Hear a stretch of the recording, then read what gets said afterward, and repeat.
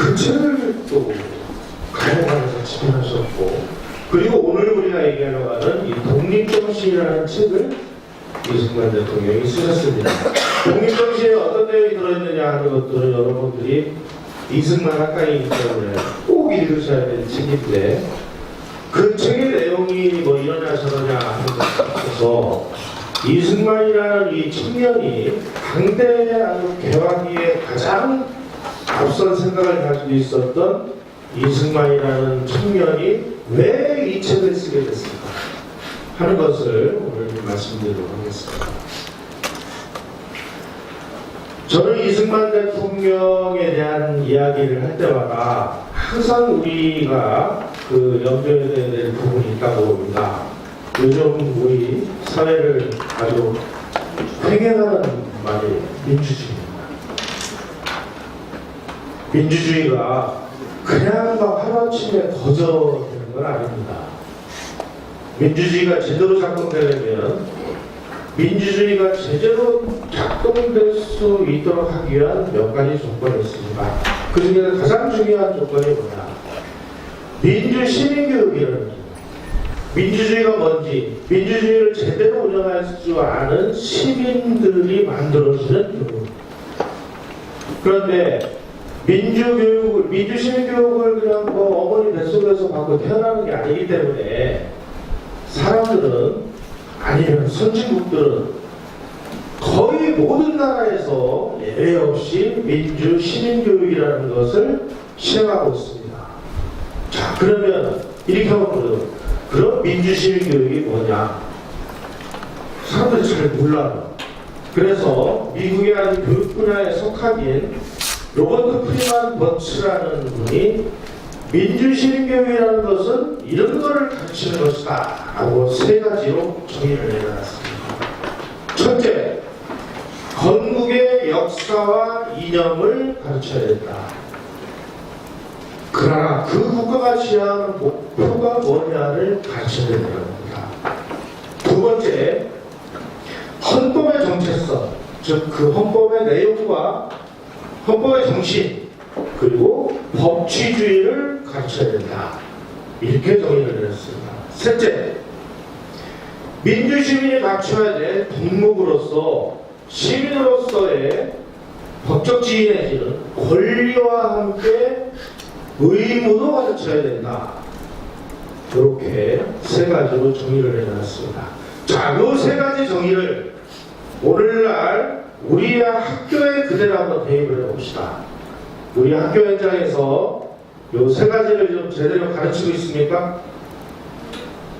전교조 교육위에서, 아니면 우리의 그 엉터리 같은 이 현대사 역사 교과서에 의하면 이 세 가지하고 정반대되는 교육을 30년 이상 시행을 해왔습니다. 그 결과가 오늘 우리가 갖고 있는 이런 모습이다.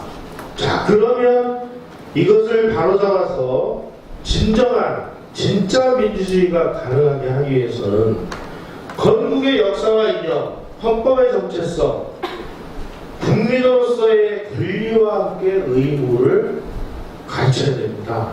우리가 이승만 대통령을 공부를 하고 이승만을 배우기 위해서 이렇게 토요일 날, 화창한 봄날 꽃놀이를 안 가고 여기 모인 이유는 지금까지 단 한 번도 우리 학교나 우리 사회에서 건국의 역사와 이념을 제대로 가르치지 않았기 때문입니다. 요 점을 머리에 넣고 우리가 이승만의 사람을 들여다봐야 진정한 모습이 보인다. 그렇습니다.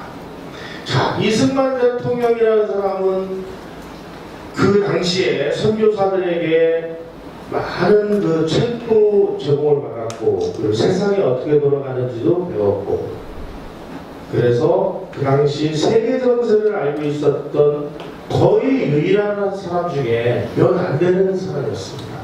자, 그러면 이승만 대통령이 감옥에 있을 때 우리나라, 그 당시에는 이제 조선이었죠. 조선이 이제 대한제국으로 변하고 대한제국이 망해가지고 일본의 식민지가 되는 요 과정에서 감옥에 있을 때 러일 전쟁이 터집니다.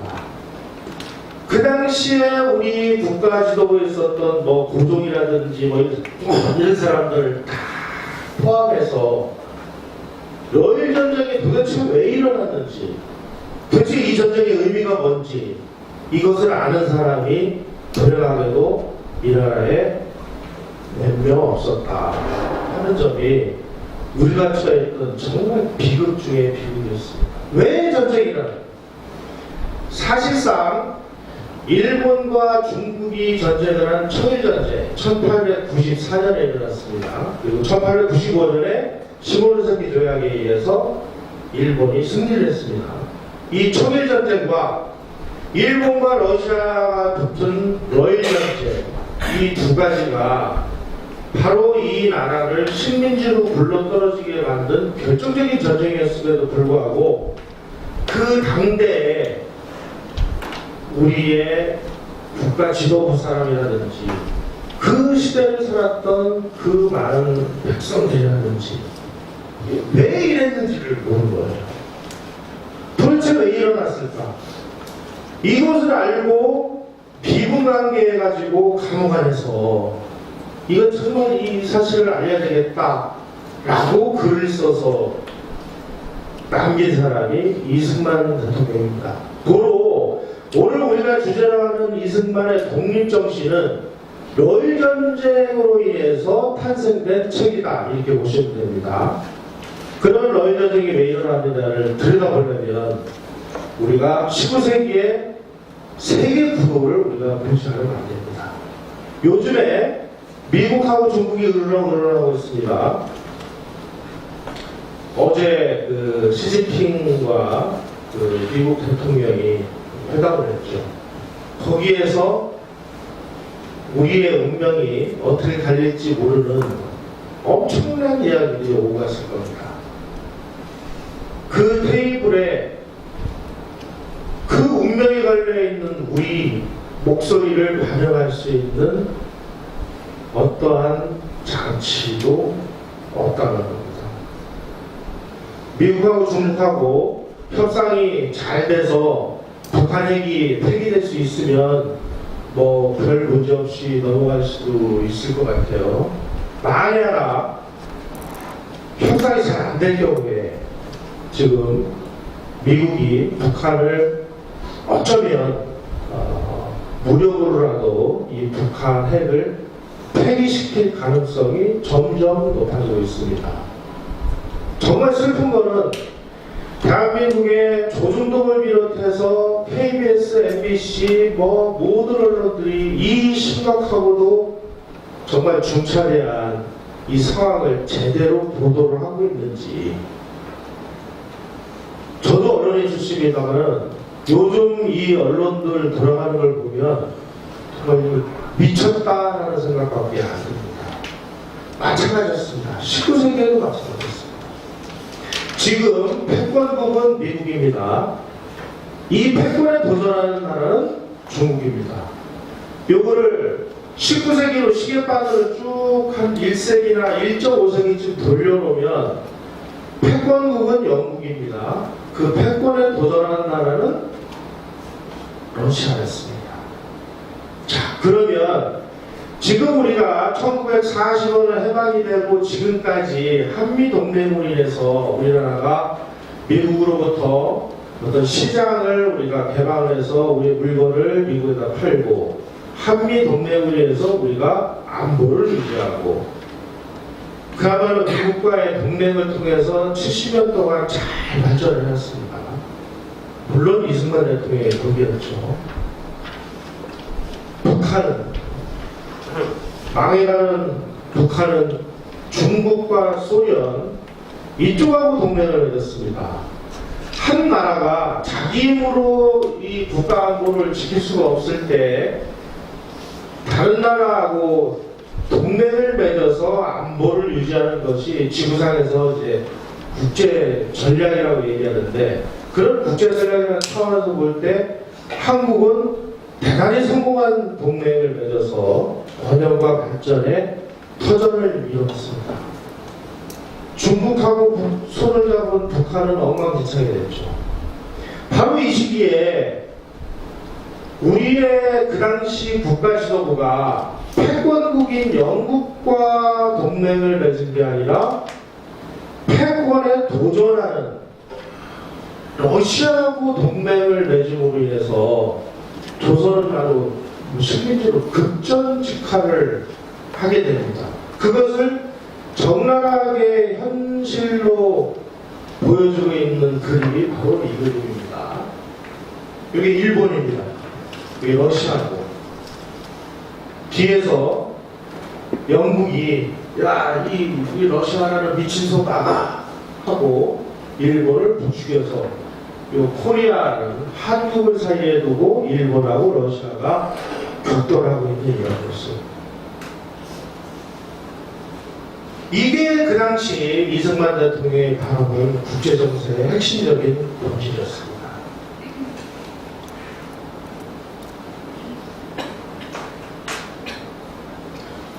러시아가 그 패권에 이제 도전하기 위해서 러시아라는 나라는 이제 지형적인 특성이 아주 추운 지역에 위치하고 있고, 그리고 밖으로 나갈 수 있는 항구가 지극히 제한되어 있었습니다. 그래서 어떻게든지 그 바다를 통해서 나갈 수 있는 길을 확보하기 위해서 흑해 쪽을 통해서 크림반도 이쪽을 통해서 내려오려고 그러니까 영국에 가서 틀어막아요. 아, 이거 안 되겠구나. 이번에는 저 멀리 인도 쪽으로 한번 나가보자. 저 인도로 나오려고 아프가니스탄으로 쭉 내려오니까 영국이 가서 또 틀어막아. 그래서 전 지구적인 차원에서 계속 러시아는 내려오려고 하고 영국은 틀어막고 아프가니스탄에서도 마찬가지고, 그러다 보니까 러시아가 갈 길은 계속 동쪽으로 이렇게 합니다. 그래서 청나라하고 뭐 국경조약을 맺어서 여기를 뺐고, 그 다음에 여기가 연해주 이쪽인데 여기도 베이징 조약 1860년에 조약에 의해서 이 땅을 뺏어서 급기야 이제 그 우리 조선하고 러시아가 이렇게 국경을 맞대게 됩니다. 지금 우리가 블라디보스토크라든지 연해주라고 흔히들 얘기하는 이 땅은 원래는 1860년 이전에는 중국 땅이었습니다. 러시아가 계속 동쪽으로 남쪽으로 내려오면서 영토를 뺏기 시작해가지고 드디어 이제 연해주를 차지하고 블라디보스토크에다가 군함을 건설하고, 그리고 이제 조선을 넘보는 이런 상황이 됐습니다. 영국이 보니까 이거 여기서 틀어막고 여기서 다 틀어막았는데 여기까지 내려오니까 여기를 어떻게 해야 되느냐 고민하다가 야, 여기는 좀 너무 멀잖아. 그러니까 일본을 부추겨서 야, 일본 우리가 돈도 대주고 무기도 드릴 테니까 저 러시아 저거 바로 이렇게 부추기기 시작한 게 19세기 말의 현상이라는 거죠. 근데 이런 현상조차도 우리는 알지를 못했다는 겁니다. 단 이승만이라는 사람은 알았죠. 러시아는 참 고민스러운 게 여기를 대체 연해주도 뺐고 뭐 이쪽도 뺏었는데 가만히 뺏고 보니까 이제 멘붕 상태에 빠진 거예요. 아니 이 지역을 어떻게 유지를 해야 되는데 이 시베리아 이 넓은 이쪽에 뭐가 있어? 아무것도 없지? 그냥 뭐 늪지대인데다가 뭐 겨울 되면 고기나 나타나고 하는 뭐 황량한 벌판이죠. 도저히 이거 뭐 어떻게 할 방법이 없고 교통수단도 없으니까 블라디보스토크에다가 항구를 만들어가지고 저 유럽 발티크에서도 출발해가지고 저 남아프리카 희망봉 돌아가지고 이렇게 지구를 뭐 반바퀴 정도 돌아가지고 왔다 갔다 해야 되는 해운에 의존하고 있었습니다. 이 참 골치 아픈 거죠. 그런데 블라디보스톡이라는 그 항구에다가 이제 군함을 만들어 놨는데 겨울이면 이게 다 얼어붙는 거예요. 제가 블라디보스톡을 여러 번 갔는데요. 이게 12월쯤 되면은 항구가 딱 얼어붙습니다. 배가 드나들 수가 없어요. 그리고 그쪽에 사는 사람들이 이게 바다가 얼음인데 아니 바다가 이게 그 소위 말하는 짠물인데 이게 왜 바다가 올까? 아무리 추워도 그렇지. 우리 상식으로는 물에다가 소금을 타면 잘 아는 걸로 돼 있잖아요. 근데 이분들 얘기가 이쪽 바다는 안 짜다는 거예요. 그래서 제가 블라디보스토크 앞바다에 가서 실제로 이렇게 바닷물을 찍어서 먹어봤습니다. 우리가 알고 있는 바닷물보다 훨씬 안 짭니다. 왜냐하면 저 위에서 계속 그 비가 얼음들이 녹아가지고 염분 함량이 굉장히 낮습니다. 블라디보스토크도 마찬가지입니다. 그래서 블라디보스토크 인근 요 위쪽에서 잡히는 그 바다 물고기들은 생선회로 먹지 않습니다. 뭐 튀겨서 먹거나 익혀서 먹거나 쪄서 먹거나 이렇게 먹지 왜냐면 이 염분 농도가 염분 농도가 낮으니까 겨울 되면 다 얼어붙습니다. 두나미도 먹고 움직이지를 못하니까요. 그러니까 이 사람들은 어떻게 하면 겨울에도 얼지 않는 항구를 우리가 확보를 하느냐. 그래서 계속 눈독을 들이는 게 이 조선반도였습니다. 틈만 나면 어떻게 하든지 부산에다가 항구를 만들어서 이 부산을 자기네들이 이용할 수 있는 그런 영향권 안에 두고자 하는 게 러시아의 소망이 되어버렸습니다. 왜냐하면 이쪽으로 어떻게 연결할 수 있는 교통수단이 없었기 때문에요.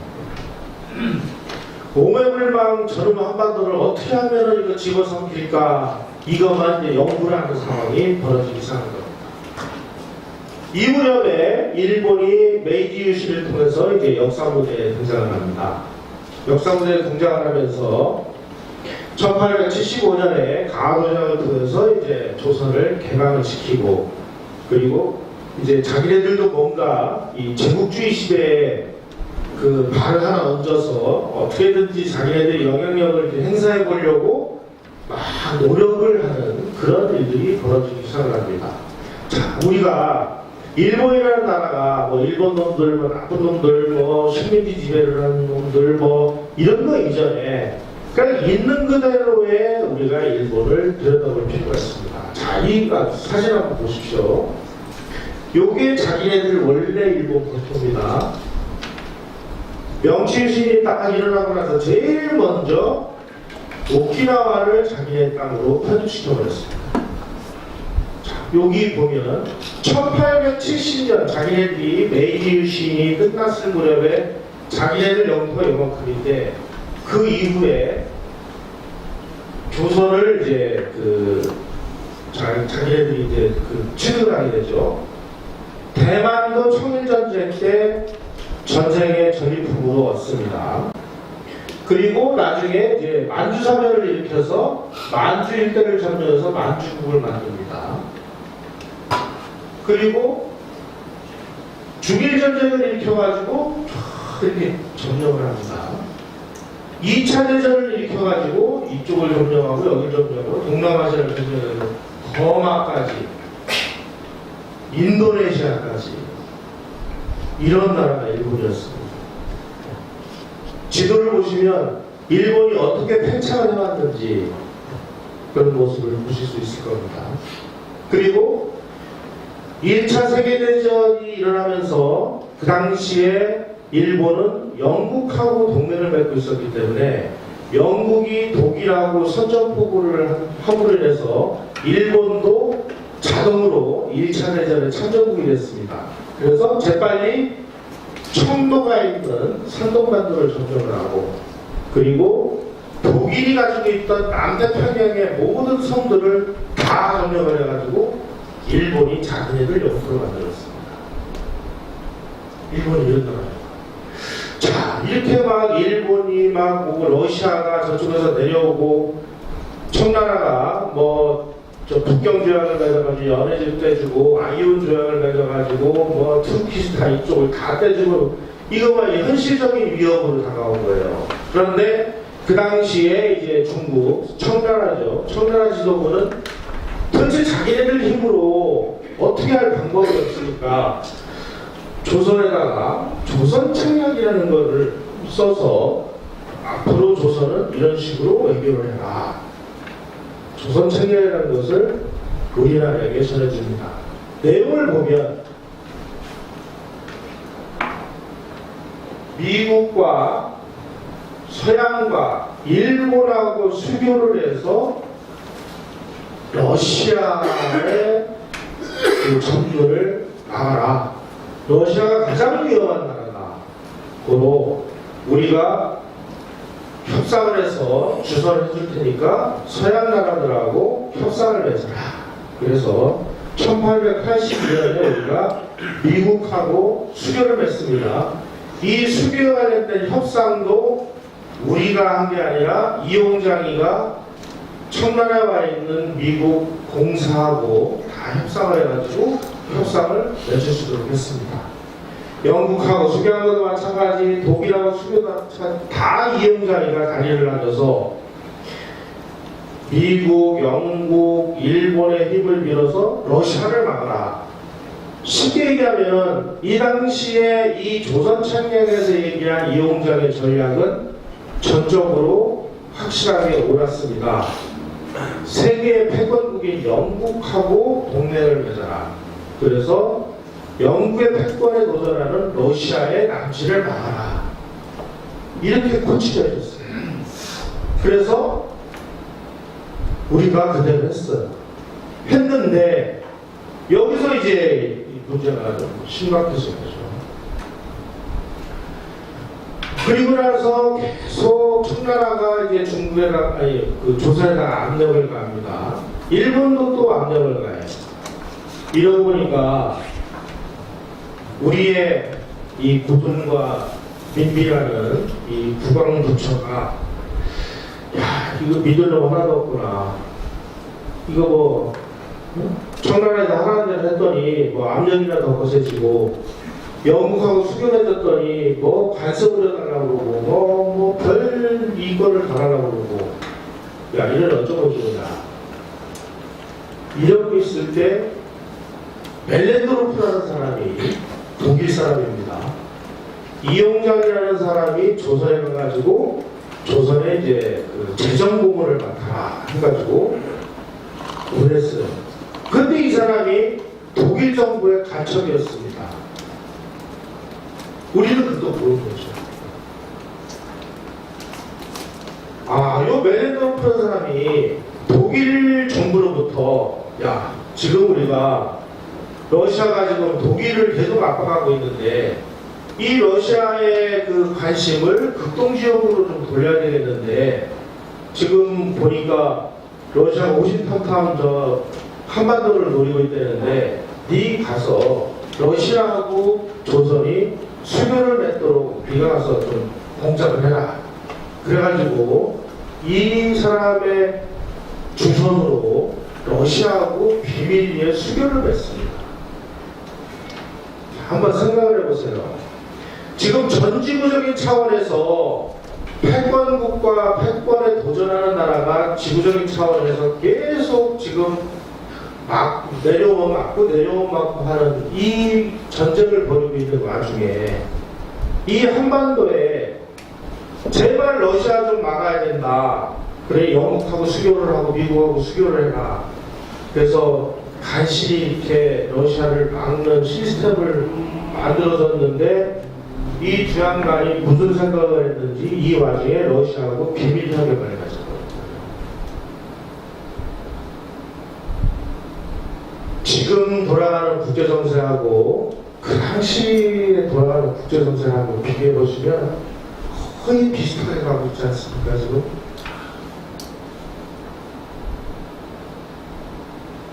도대체 이 국방부처라는 사람이 무슨 생각으로 러시아하고 수교를 하게 됐을까요? 러시아하고 협약을 맺음으로 인해서 조선 책략에서 얘기한 이 외교 노선이 완전히 망가져 버리게 됐습니다.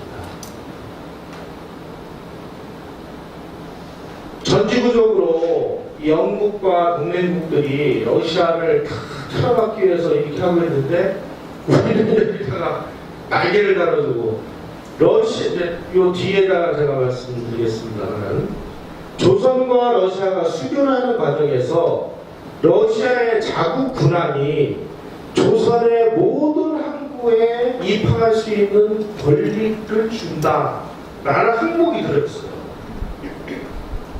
영국이 전 세계적으로 다 틀어막고 있었던 이 봉쇄에 완전히 구멍을 내버린 게 조선하고 러시아의 수교였습니다.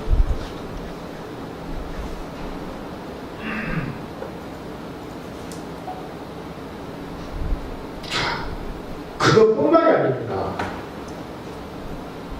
고종이 1884년 12월에 멜렌노르프를 통해서 러시아에게 다음과 같은 제안을 합니다. 초일전쟁이 벌어지면 조선을 보호하기 위해서 5만 명 내지 6만 명 규모의 조로 연합군을 만들자.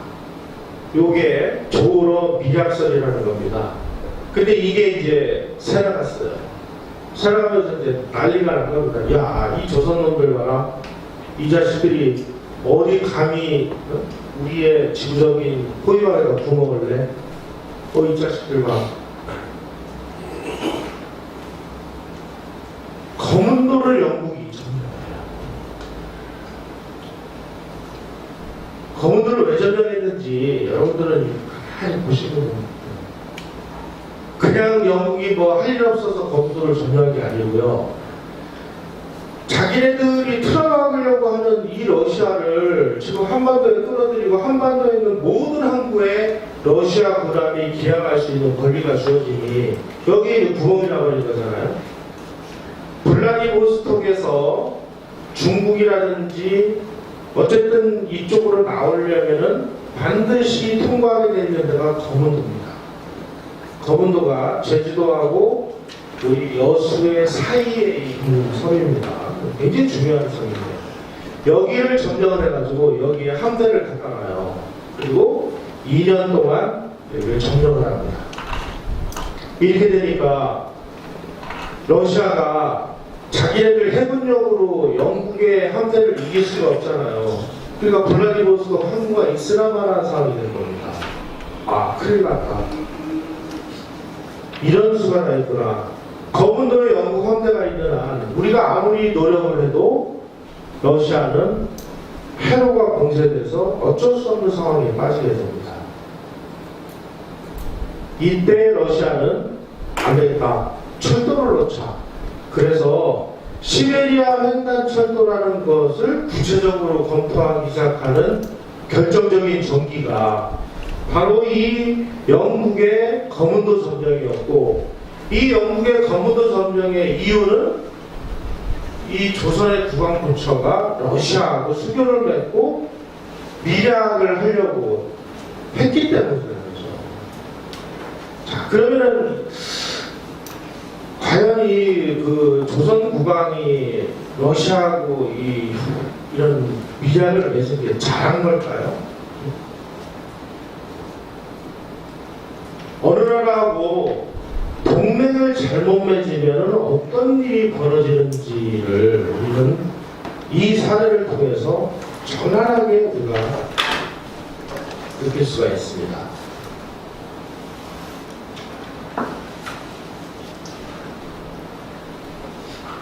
자, 이제 그 당시에 우리 조선 정부가 영국과 맺은 조약 그리고 러시아하고 맺은 조약의 문제점이 뭐였을까? 제가 이제 요 글을 써서 우리 카페에다 올려놨더니 미국에 계신 이호원 선생이 이걸 보시고 요 부분을 좀 추가했으면 좋겠다 해서 보내주신 얘기입니다. 이렇게 러시아가 수교 과정에서 조선의 모든 개항구에 자국 권한을 기항할 수 있는 권리를 허용을 했는데요. 요 권리는 러시아하고의 협상에만 들어있는 게 아니라 영국하고 조선이 협상을 할 때 수교 조건으로 영국이 집어넣었던 겁니다. 그러니까 러시아가 이 조선하고 이 영국이 맺은 요 협약 내용을 가만히 들여다본 다음에 이 아주 기가 막힌 조항이거든요. 그래서 우리도 이거 넣어줘 이렇게 요구를 하니까 이 고도부가 민비가 이게 무슨 말인지도 모르고 위협을 제거한다. 이게 청일전쟁의 명분이었습니다. 그 전쟁의 명분을 동학이 줬고 그 동학이 일어남으로 인해서 청나라 군대를 끌어들이고 일본 군대를 끌어들여서 전쟁이 벌어졌으니까 모든 요인은 우리가 적어놨습니다. 동학이 잘 됐느냐 잘못됐느냐 이런 거 따질 필요도 없습니다. 최근에 제가 아주 충격적인 자료들을 발견했습니다. 하야시 다다스라는 그 당시에 일본의 외부 대신입니다. 이 사람의 비밀 회고록이 있어요. 그 비밀 회고록을 보니까 동학 농민 반란은 일본 사람들이 돈을 대주고 무기를 대주고 자금을 대줘서 일으키는 거였어요. 그 당시에 뭐 흑룡회라든지 뭐 이런 일본 그 소위 말하는 대륙 낙인 집단들이 조직적으로 조선에 건너와서 농민 반란을 부추기고 무기를 대줬다 라는 자료들이 쏟아져 나오고 있습니다. 우리는 외세에 저항한 동학 농민혁명이라고 하지 않습니까? 우리가 역사적 사실을 계속 파헤치고 파헤칠수록 우리가 얼마나 바보 같은 짓을 했는지. 동학이 일어날 때 대원군이 전봉주를 불러서 대원군이 자금을 지원합니다. 전봉주는 대원군의 식객이었습니다. 동학을 일으키는 과정에서 대원군이 결정적이었거든요. 왜? 고종하고 민비에 쫓고 자기가 권력을 잡기 위해서. 그 당시에 고종과 민비의 정적이었던 대원군, 이 두 사람의 관계는 전부 외세를 이용해서 이쪽을 타도하고 자기가 권력을 잡으려고 하고, 저쪽이 권력을 잡으면 이쪽이 다른 외세를 끌어들여서 여기를 또 타도하려고 하고 하는 이런 외세 끌어들여서 권력 투쟁을 한 정말 지저분하게 짝이 없는 일이었다 라는 내용들이 그 당시에 조선에 와 있던 이 외교, 서양 외교관들의 비밀 문서에 아주 적나라하게 그 증거들이 나와 있습니다.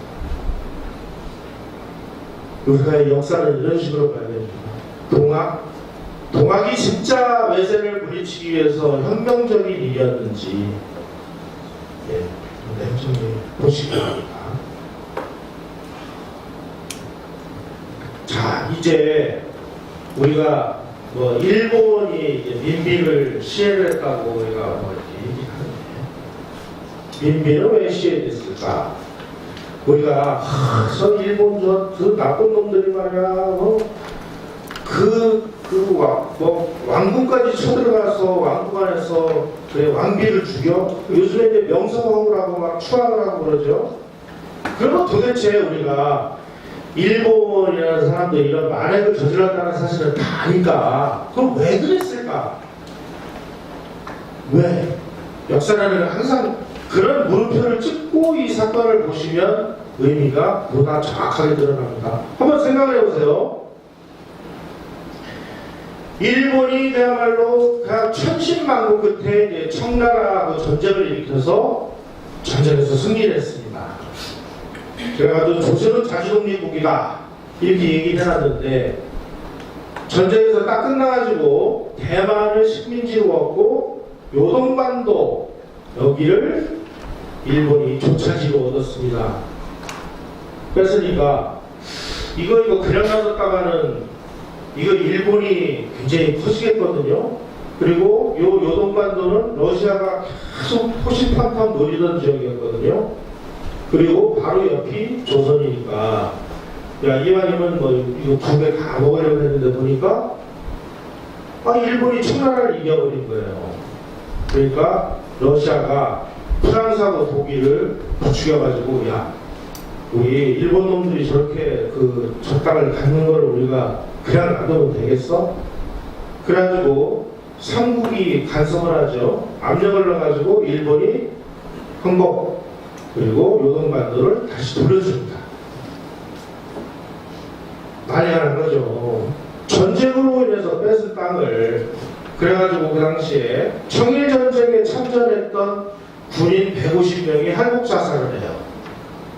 우리가 피땀 흘려서 이 전쟁에서 이겼는데 외교에서 져서 이 땅을 도로 반납하게 됐다. 그런데 이 상황을 고종과 민비는 전혀 다르게 해석을 했습니다. 러시아가 힘이 최고로 세구나. 그렇게 해가지고 러시아가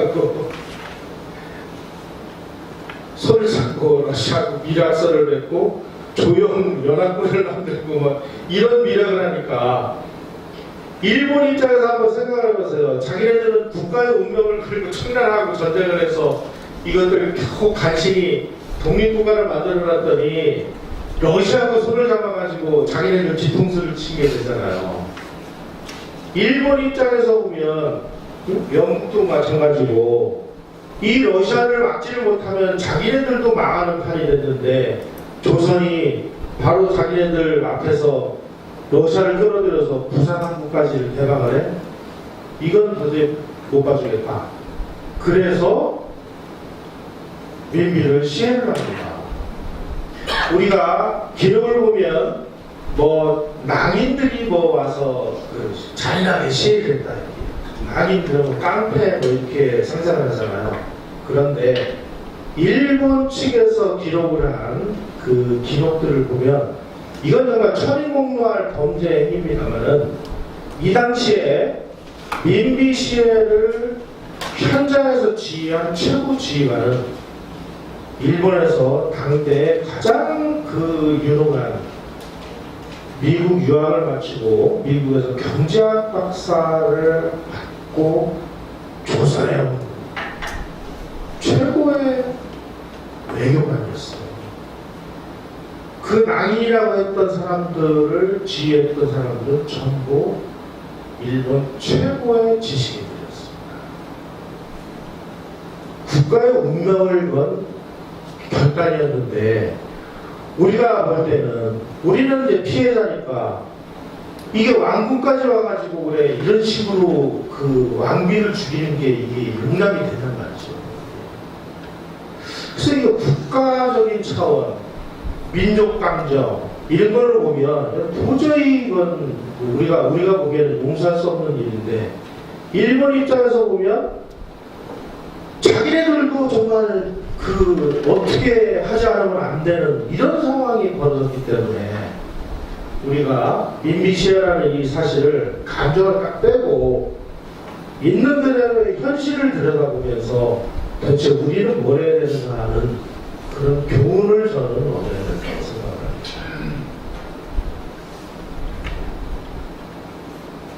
이제 왕궁까지 쳐들어가지고 왕비를 죽이고 이러니 고종이 얼마나 무섭겠어요. 도저히 해서 못 살겠다. 그래가지고 아관파천이라는 거다. 아관파천 그러면 우리 초등학생들은 무슨 시상 모를 거 아니에요. 러시아 지금 요즘 용어로 얘기하면 주한 러시아 대사관으로 우리 대통령이 피신을 한 겁니다. 참 이거 어떻게 보면 참 황당한 일이 벌어진 거죠. 국제정세상으로 볼 때 우리가 이 소위 말하는 패권과 패권국가, 패권도전국이 이 쟁투하는 와중에 완전히 패권도전국 측에 그냥 딱 붙어버리는 일이 벌어진 거예요.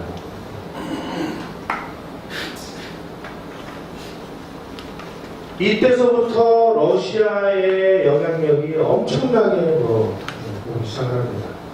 부산에 전영도라고 영도 부근에 앞바다에 섬이 있는데 여기에다가 저탄소, 석탄을 보관하는 이 장소를 만들어 갑니다. 그 당시만 해도 배들이 전부 전기로 움직였기 때문에 전기관을 움직이려면은 석탄, 나무 이런 걸 뗐지 않습니까? 그래서 전지구적으로 볼 때 이 석탄을 보급받을 수 있는 석탄 저장고가 반드시 필요했습니다.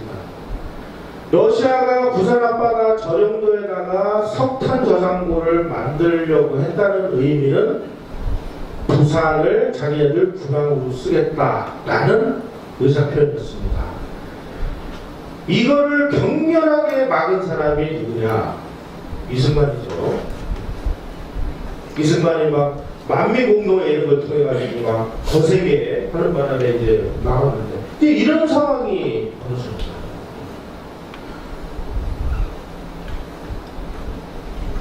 더 아주 흥미진진한 거는 아관 파천기간, 그러니까 이제 고종이 러시아 공사관에 머무르고 있는 그 기간 중인 1896년 5월 말에 아까 오스에서 사무라이한테 칼을 맞았던 그 니콜라이가 아버지가 돌아가시는 바람에 이제 황제로 즉위를 해요.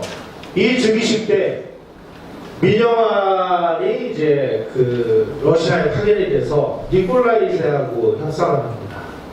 그래가지고 조선을 러시아의 보령으로 삼아달라라고 얘기를 합니다. 그리고 민영환의 기록을 보니까요, 보령이라는 게 무슨 뜻인지를 모를 거예요, 이 사람이. 보령이라는 건 뭐예요? 우리를 식민지 삼아 주십시오 라고 얘기를 하는 건데, 이 당시 이 사람들은 마치 그냥 우리가 남의 침략으로부터 우리를 보호해주는 것을 보령이라고 착각을 해가지고 러시아 황제한테 가서 민영환이 러시아에 보령을 해달라고 이렇게 요청을 합니다. 날 잡아 잡수라고 얘기를 하는 거죠. 또 외부 대신 로바노프 재무대신을 만나가지고 러시아 군대가 조선 국왕을 보호해주기 위해서 러시아 군사고문관을 파견해달라고 요청을 합니다. 그래서 1월부터 두 달 후인 7월 29일 날에 러시아에서 푸차타라는 대령이 군사 사절단을 이끌고 와가지고 조선 군대를 훈련을 시켜요. 그러니까 이걸 바라본 영국이나 일본에서 도저히 이건 어쩔 수가 없구나 이렇게 생각을 했을 것 같아요. 그리고 여기 보시면 이 사람들이 이제 조선의 궁성의들을 훈련을 시켜가지고 이 경비대가 고종이 이제 아관파천을 했다가 다시 황궁을 해서 사열을 할 때 고종 앞에서 러시아식으로 사열을 했다라는 기록이 나옵니다. 우리는 국제정세가 흘러가는 정반대로 움직인 거랍니다. 정반대로. 그런데 우리는 어디를 봐도 지금 이 국제정세, 패권국과 패권도전국이라는 차원에서 이게 얼마나 문제가 있었는지에 대해서 얘기를 안 하고 그냥 우리 러시아 국왕이 아가파천을 했고 했고 이렇게만 얘기를 하니까 도대체 이 가지고 의미가 뭔지를 사람들이 잘 모르고 잘 모르도록 하기 위해서 이러는 거 아닌가 생각이 들 정도로 제가 아까부터 계속 말씀드린 대로 이 의미가 뭐냐, 이게 왜 이랬을까를 따지면 전혀 다른 모습으로 우리 역사가 보이는 거죠. 도대체 우리나라의 그 많은 근현대사를 공부하는 학자들이 왜 이런 시각을 제시를 안 해주는지에 대해서 저는 잘 모르겠습니다. 이영 교수님이 한동안 정말 일본 식민지 시대를 제대로 봐야 된다, 저도 마찬가지입니다만은 이런 얘기를 하면 친일파라고 테러를 하고 이런 일이 벌어지는 게 오늘날 우리의 현실이에요. 그러나 역사는 이렇게 진행돼 왔다는 거예요. 우리가 아관파천을 했는지 뭘 했는지 이게 중요한 게 아니고 이게 글로벌 국제정세에서 얼마나 부합이 됐느냐 아니면 반대로 갔느냐를 바라다 보면 우리 정부, 그 당시 조정 그리고 우리 국가 지도부 사람들이 얼마나 정말 바보 같은 짓을 했는지, 이런 것들을 이승만이라는 사람은 감옥에 앉아가지고 큰일 났다, 또 러시아가 얼마나 나쁜 놈들인데 이 짓을 하는 걸 모르나, 우리가 지금 가야 될 길은 미국하고 손을 잡아가지고, 미국은 영토 그 욕심이 없으니까 미국하고 동맹을 맺어야 되는데 이 미국 놈들 말이야, 숨겨놓고 우리를 도와주지도 않고, 이런 생각을 한 거지 이 사람이. 이승만이.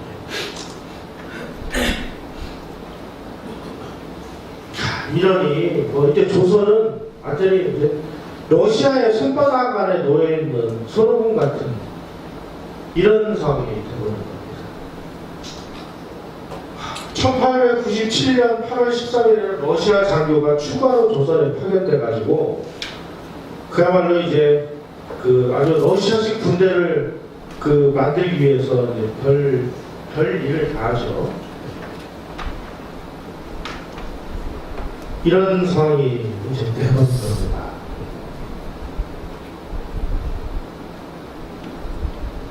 그런데 정말 황당한 일이 벌어졌습니다. 아까 일본이 그 청일전쟁의 전리품으로 요동반도를 받아갔다고 그랬죠? 여기가 요동반도입니다. 여기가 대련이고, 여기가 여순항이고, 여기를 이제 반납을 했는데, 러시아가 일본이 반납한 요 땅을 중국한테 압력을 넣어가지고 이 땅을 자기네들이 조차를 합니다. 그리고 여기다가 대련항, 여순항을 군사 요새를 만들어버립니다. 이렇게 하고 보니까, 야, 그럼 우리가 굳이 막 그 한반도까지 가서 막 그 뭐 영국하고 뭐 티격태격하고 뭐 일본하고 티격태격하면서 이거 할 필요가 있냐? 그러니까 이거 뭐 하고 좋은데, 이런 상황이 되어버린 거예요. 쉽게 말씀드리면 러시아의 한국 진출 정책은 비테라는 사람의 주도하에 진행이 됐었는데, 이게 권력 투쟁에서 이 사람이 이제 밀려나고 만주를 우선해야 된다는 외부 대신 무라비오프하고 육군 대신 반노프스키라는 사람이 권력 투쟁에서 이기면서 이 사람들의 목소리가 커지기 시작합니다. 한반도보다는 여기가 중요해. 그러니 여기를 우선하자. 그러니 조선에 대한 어떤 전략적인 가치가 이제 많이 떨어진 셈이죠. 그래가지고 요동반도 이거 여순과 대량을 조차해가지고 여기다가 아주 어마어마한 요새 군함을 만들어버립니다. 결국 나중에 여기서 이제 러일 전쟁의 첫 전쟁이 여기서 벌어지게 됩니다. 이렇게 되면서 조선하고 러시아하고 연합군을 만들자.